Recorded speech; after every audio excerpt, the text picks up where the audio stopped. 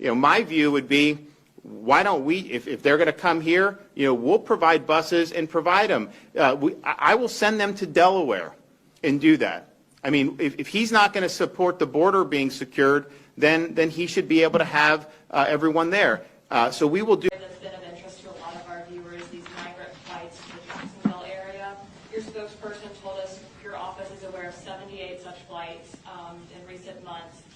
She says state law enforcement has briefed the office about this. Which law enforcement agency is that? And can you provide specifics about these flights, when they landed, who was on board, how many? So here's what happens with these flights. There's no notification to the state of Florida. These are done mostly in the middle of the night, and it's clandestine, and we really have no say into it. So what we're going to do, so I don't know on the top of my head everything, but we could provide.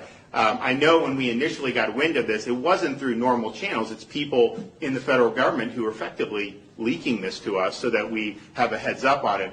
I've talked with Mayor Curry. I've talked with my folks. We need to talk to the airport people. We're going to get together and figure out what we can do in the immediate term to protect folks in Florida.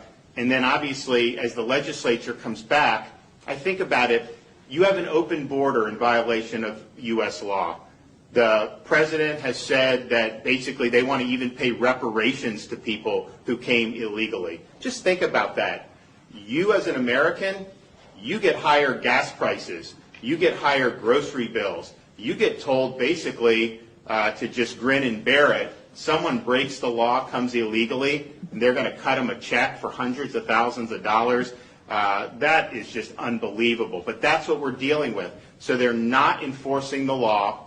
I had people there to help Texas Governor Abbott. We had some of our state law enforcement there in June and July, and they did a great job. But what would happen is people would come illegally. Our folks would apprehend. You turn them over to the feds. And then the feds put them on a bus and send them around, or put them on flights and send them all over the country.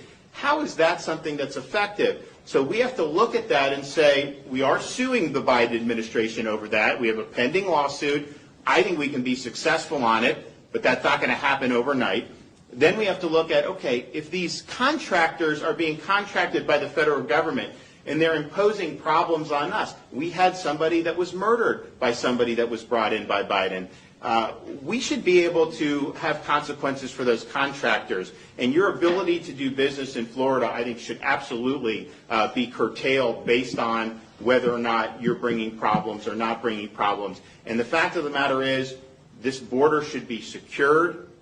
We know what to do because it was working prior to Biden taking office. So they should do that. But we are going to work with the folks here in Jacksonville. And the problem is, the federal government has basically the runway when it comes to air traffic in this country. So I don't control the airspace. City of Jacksonville doesn't control the airspace. The feds control the airspace.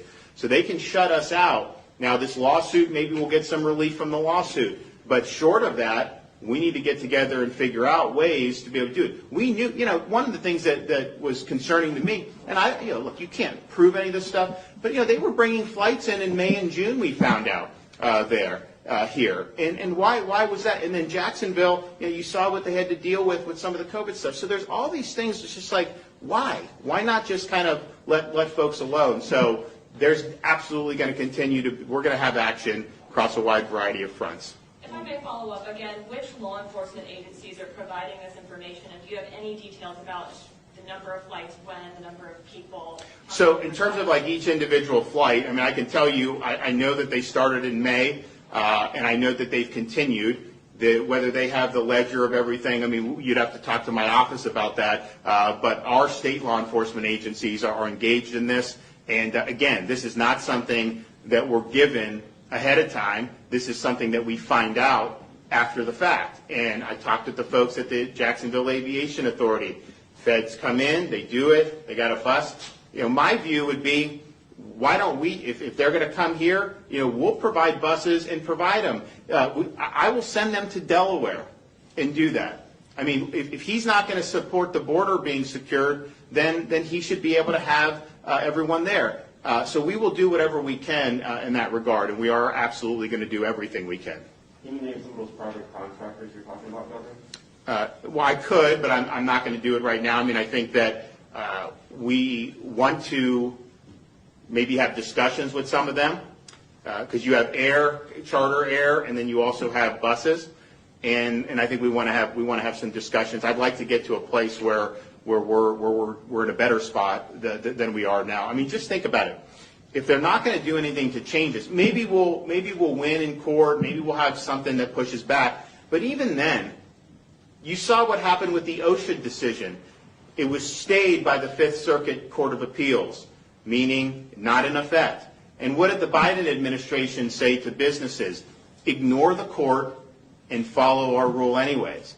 And so I think that they basically said, to hell with these court decisions. They're going to do whatever they feel like doing. And so that's something that's problematic, because we can even win in court and they may disregard that. So we're going to do all we can. But there are definitely, I think, from a contractor perspective, we've really got to have a big conversation with some of those and then see what we can do in terms of this. Unfortunately, over the years, and we've looked at different things to do, unfortunately, over the years, federal courts have basically said illegal immigration is something for the federal government.